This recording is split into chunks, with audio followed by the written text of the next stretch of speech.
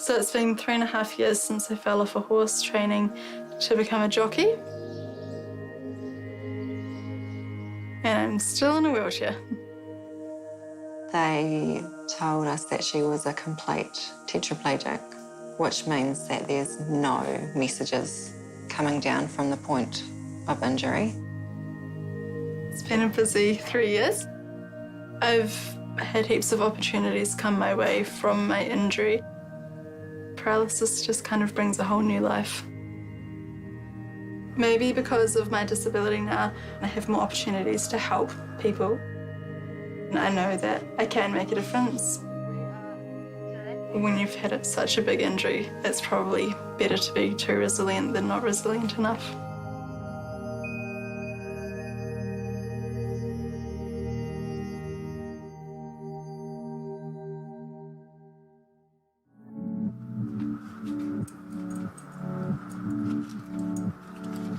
My independence has really grown over the last few years.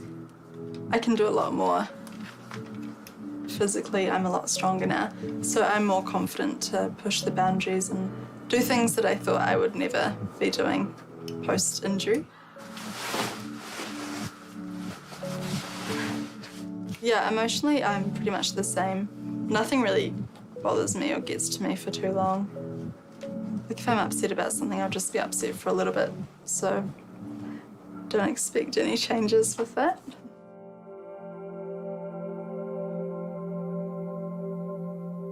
I was out on the track with the horse, and then he spooked at something. He bolted, and I couldn't hold him back. And that's when I fell off and broke my neck. Yeah. I think it fell off here. Right. So the horse broke that, or I broke that? You broke that.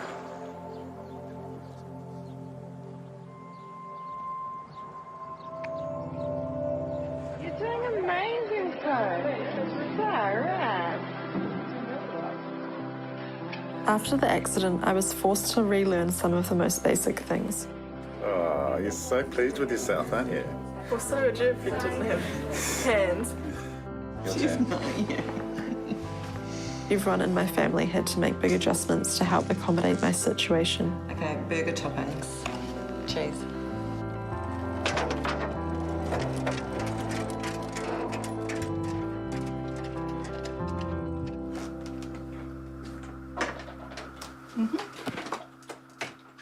During lockdown, we cut down my carers. Mum, she was doing everything, and then every second night I had one of my other carers come in to help me with my personal cares. Basically, COVID-19 happened and it was all in the declaring pandemic stage.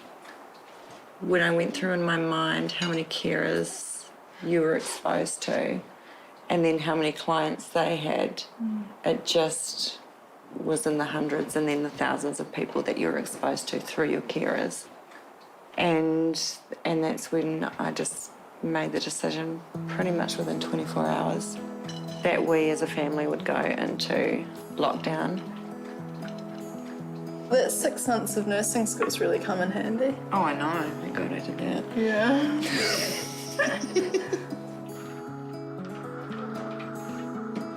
I've definitely been trying to take the workload off her by doing as much around my house as possible. So there's lots of cooking and cleaning that I can do myself. So I'm definitely getting a little bit more skilled throughout this period. Go on, get up.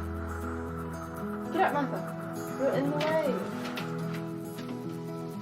My energy levels are okay. They're definitely less than that of an able-bodied version of me, but it's good. I'm getting better. I used to get tired really easily, so I've just really got to think about my energy expenditure and sometimes think about whether I want to spend my energy doing the house-type stuff that day or accessing the community.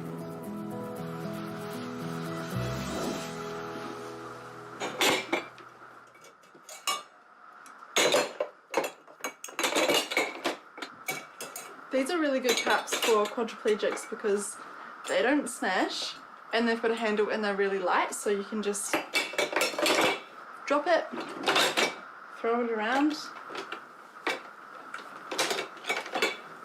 Don't put it in the microwave.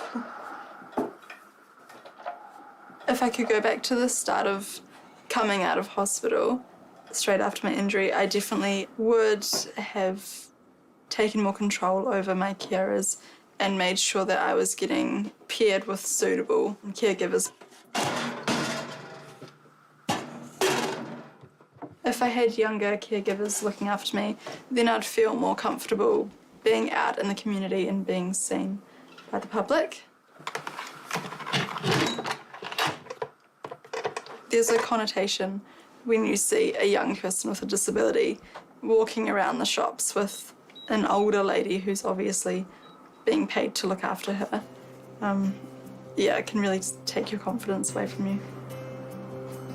So now that I've got lots of young girls working with me, I'm much more confident doing stuff in the community.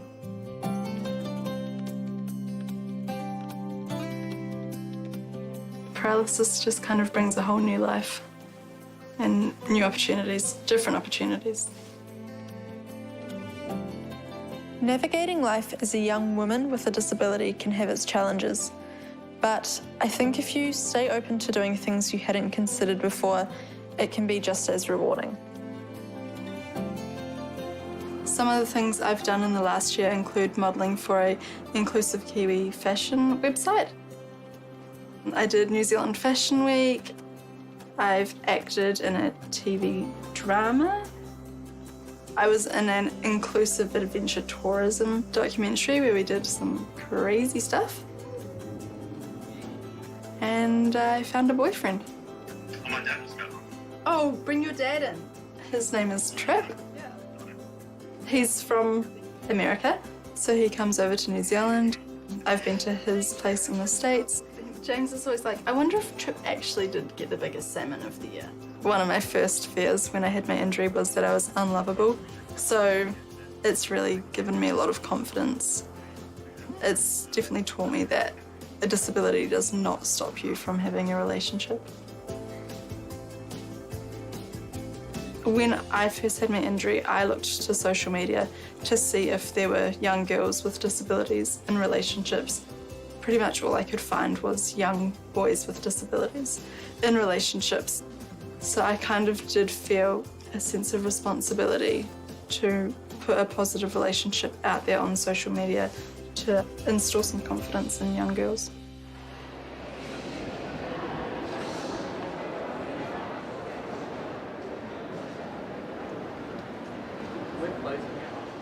So it's been a busy time and lots of opportunities have come my way. I'm just saying yes to all of them and trying to figure out what I want to do with my life by having as many experiences as possible. No, we're second, so it's this agency, 62, then it's us. One project I've loved being a part of is All Is For All, which is an inclusive fashion website which was started up by my good friend Grace Stratton. This year we'll be taking 11 models to New Zealand Fashion Week to be cast in shows. We were talking about Sophia, about her loss of function, and then she goes to us, oh, but I can still pull the finger, watch this. And so she used her mouth to pull up her middle finger, and we put it on video and used that as one of our campaign ads. And the caption that we used with it was, to anybody who thinks that disabled people can't be in fashion, we have this to say. I started off doing some modelling for her website with Kiwi designers, and then somehow they managed to convince me to do New Zealand Fashion Week. I have good core control. Yeah. I can say Show off, just because some of us are blessed with abs. A group of 12 girls from Grace's agency, we had to audition a few weeks before the Fashion Week started. So it was this huge room full of all of these, models. And then there was this group of us disabled models. And I mean, credit to all of us. We all did the walk and half of us got picked. So I think we represented.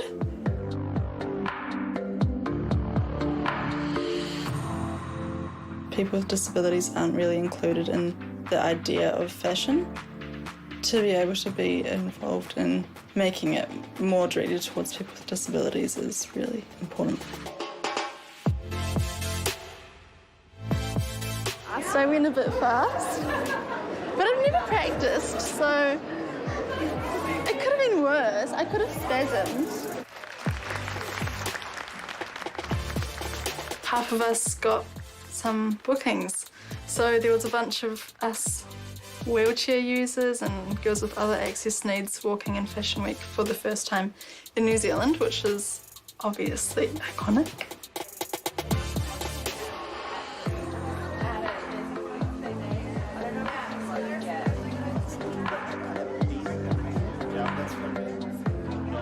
I don't feel prepared because I've never done this before. It's good knowing that there's 11 other girls that will do it with me. Yeah. I'm not nervous at the moment. I will be. Not now though. So actually you're going to stop. Yeah, because can you feel there's a light and you can kind of feel, you want to be in the middle. So when you're rolling down, sorry I'm moving you and I hope you don't mind. It's okay. You are coming down, see this middle light right there? Able-bodied models fear falling over, but I'm fearing spasming down the runway. I mean, it'll suck if my leg spasms and then it pops out in front of me, then the shoe will fall off. But I've been taking my anti-spasm medication, so I'm not expecting that to happen. Maybe don't do that on the runway, but You try not to. other face you want. Grace got disabled people into New Zealand Fashion Week for the first time ever, which is huge. She's done a lot of good work and it's being recognised internationally and I'm really proud of her. I think she's a powerhouse.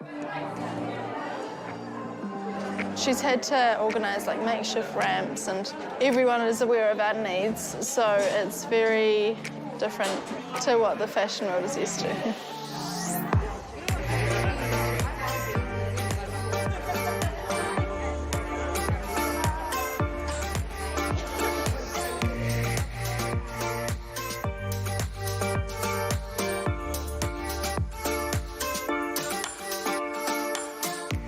Disabled people have a part to play in the fashion industry. I think that lots of girls in wheelchairs think that they can't be models. If they want to be a model, then they can look at me and see that it is possible and that there is a growing market for disabled models. Am I in my comfort zone? No. But do I mind being out of it to help other people? Not so much. It's good to be able to help people.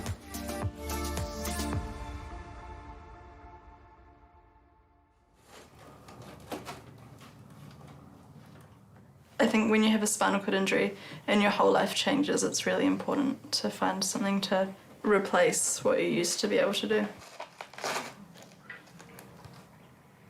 I'm a pretty content person with where my life is, but it's definitely important to have some hobbies. I'm not sure if I've always been into plants, but it's something I can do now, so it's just kind of something that's gotten a bit more familiar. I think I've learned quite a lot about it. These are my succulents that I propagated from other succulents that had gone a bit crazy. Yeah, you just cut it off and then let it callus in the sun for a few days and then plant it onto a wet soil and then it will grow roots and become new plants. Because I can't feel my fingers, so I can't feel the moisture in the soil and I can't extend my fingers to like go deep into the soil. So this tells me how damp the soil is, which is quite helpful.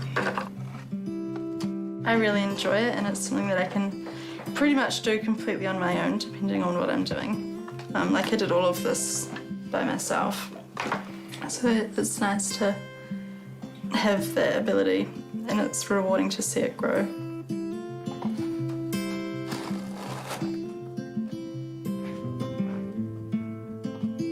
A lot of the time I've got downtime, which is good because then I can, you know, use my time to practice my independence. You just figure out the weirdest things when you're home for ages. Like, I never knew that I could pin my door back, which meant that I never used to go outside by myself because the door would close behind me. and I can't open the door from the outside. It's a very long time. Now that I know that I can pin the door back, I can come and go freely from the house now, but that's only just been in like the last 8 weeks that I've learned that I can do that. My other cabin is where I go to stand. I have my standing frame there and all of my medical supplies.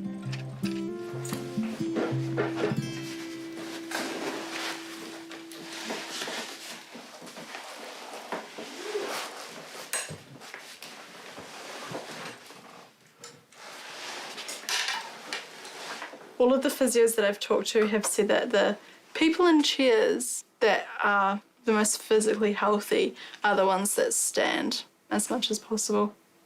So if I can stand as much as possible, I'm gonna do it.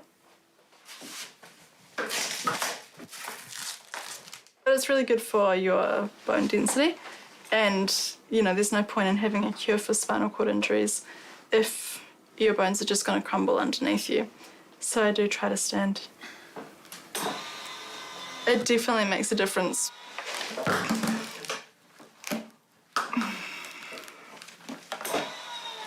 It's just hard when, like, my body's spasming heaps. But I find that, like, the more I move throughout the day, the less spasms I have. So if I'm kind of getting in and out of my chair lots and moving around and, like, picking things up off the ground, then my spasms are definitely not as bad. Hopefully I'll get to the stage where I can do this faster and easier, but I've noticed a big change in my transfers a few months ago. I couldn't even get into this. I found it really hard, so now that I can do it by myself is good. And sometimes I'll text Mum and I'll be like, I'm getting into the standing frame by myself.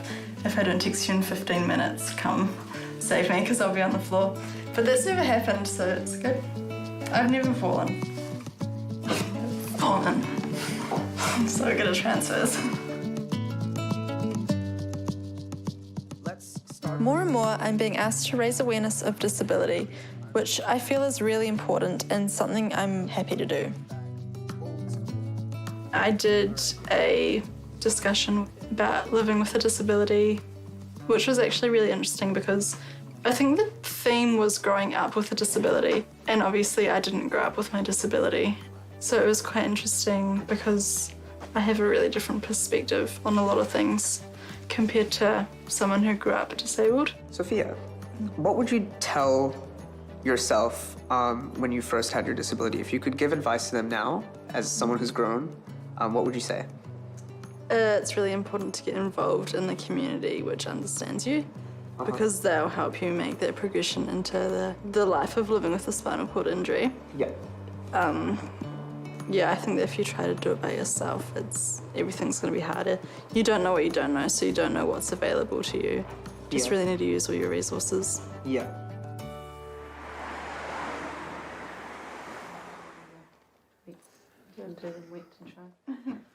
Meme is something that I never thought I would do. He was like, are you nervous? And I was like, oh. It's a New Zealand web series that I was asked to audition for. I got an email out of the blue from the director, JJ, and she was telling me that they were casting for a 16-year-old paraplegic girl. And I was like, okay, well, I'm 22 and I'm quadriplegic, but I went and I auditioned. She called me and she said that they decided to use me, and I was like, are you sure? Are you cool if I do it? Yeah. Well, I'm not going to do it. I'm very dramatic, but I'm not an actress. So I was pretty surprised to get that. Okay, everyone, we just want to do a director's rehearsal now. Sophia, if you could come down here, we're going to start you just over here on the side. So after she's gone in. It was very nerve-wracking for her. The first time she's ever done an audition. 3 of us in the room staring at her, asking her questions, reading against me as well. I think we came out of it going that we definitely could push her to a level on set. Cats. She could take the stress and she could take the pressure, and she worked really hard. She knew all her lines. She did amazing. Action! Are you No, I'm disabled. Cut. That was good. That was good. That was cool. Great. Moving on. Yeah. My character was a kind of like Insta-famous YouTube personality, so I had to learn the lines of 8 vlogs. Just when you're sneaking back through there. I'm getting more of an idea of my character. So when I'm supposed to be a little bit mean, when I'm supposed to be nice. So it's making more sense in my head. And I definitely think that the more I do, then the more I'll understand the character and then need less direction, I think. But I don't think I'm doing too bad. I'm doing all right. Great. Let me just catheterise myself and then we'll get that uniform straight on you. Well, I'm sorry? The logistics of having a quadriplegic on set were challenging. I've sort of had to think about having a bed for her at each location. So luckily at the school we have a sick bay where she could go and get changed, and we have 2 people helping her, wardrobe and makeup. We're just going to make sure she's always got a robe when she's not shooting. Sure is. I had a big chat to the directors about being aware of her levels of tiredness. She gets really tired quite easily. She was travelling all the way up from Bombay, so thinking about call times for her. I stressed to my AD that I would love to have her shoot in the afternoon onwards so she doesn't have to come up so early. Is there enough room for you to come in? Maybe I can move it back. Was that holding you over? It's holding you over. Could I put like a doorstop? Just for blocking. How hard do you want to go? Her body doesn't work the same way as everyone else's, and they knew going into this is the actor that we want to work with, and we're just going to make it work. What would you like? Is that enough chicken thighs? And maybe It's pretty cool how they used a genuinely disabled person to play a disabled character instead of a able-bodied actress in a chair. I think it was 10 whole filming days, and they were big days. I had to put a lot of work into it. But we got there and it was really fun, and I really enjoyed everyone that did it with me. Are you frickin' deaf? No, I'm disabled. Oh. I didn't realise this was a... Sorry, Sandy. Hold on. Kia ora friends and welcome back to my channel. It's your girl Sandy.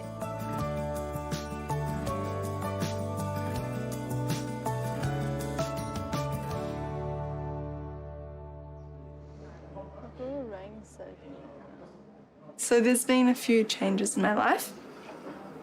Trip and I broke up, which was just based on career things and coronavirus and stuff. So yeah, we broke up, but come to terms with it, and I'm just taking all of the good from the relationship and being really grateful for what he brought into my life.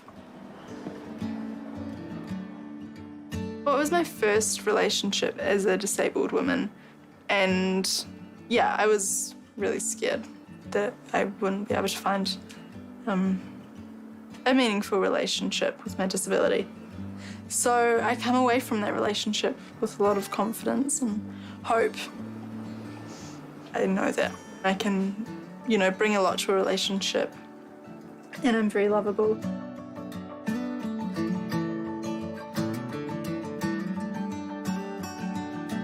What I'm really looking forward to now is putting my energy into helping out my super special friend Georgie, who is really unwell. Hi. Hey. How are you? Good, thank you. How are you? I'm good. How's your health?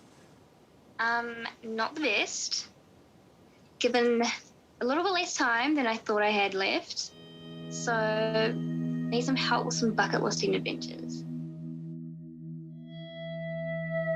Georgie has just been put into hospice care. She has this disease where her body just won't absorb any nutrients, so she's slowly kind of just shutting down, I guess.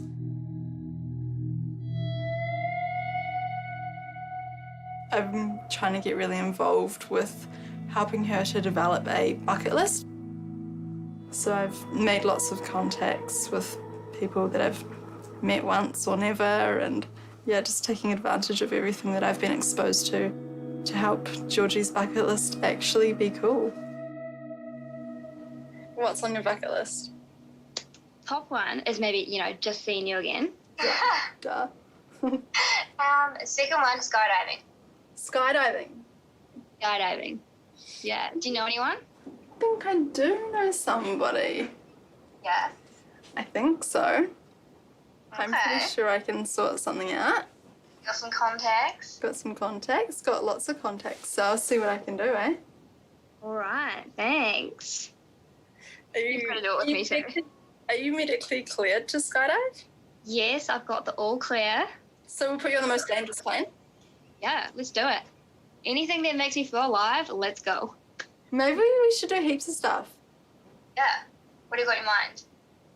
I don't know, I feel like I've got quite a lot of contacts and I'm just getting all of these ideas coming to me. So I think I'm gonna send out a lot of emails and just give you so many opportunities and then put them out in front of you and you can just say yes or no. Is that okay? Yeah, no, that sounds perfect. But I don't want to wear you out. Oh, mate, I'll just like have those like rest days and we're sweet. You know, you only live once, let's just go and do it. This is so exciting. I'm so excited as well. But you've got to join in. You've got to join in some of them anyway. I mean, yeah, we'll see. We're in this together, girl. No, we're not. Yeah, we are. Can you roll fast? Faster than you can run. Yeah, well, that's probably true. Yeah, it is. We'll see what happens. She's been dealt a really, really tough hand and she's coping with it amazingly and I want to be a part of that and help her to live her best life. And it makes me feel good to know that her last months can be improved by something that is being facilitated and pushed by me.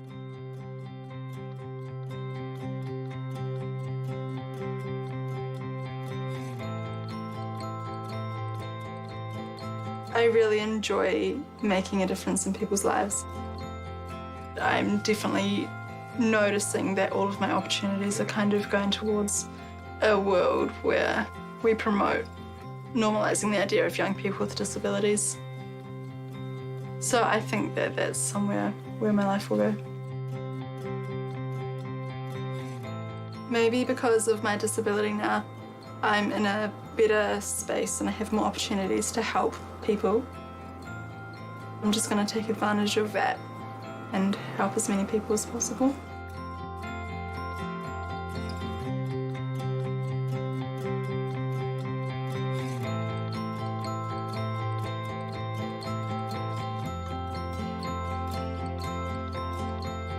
That's it.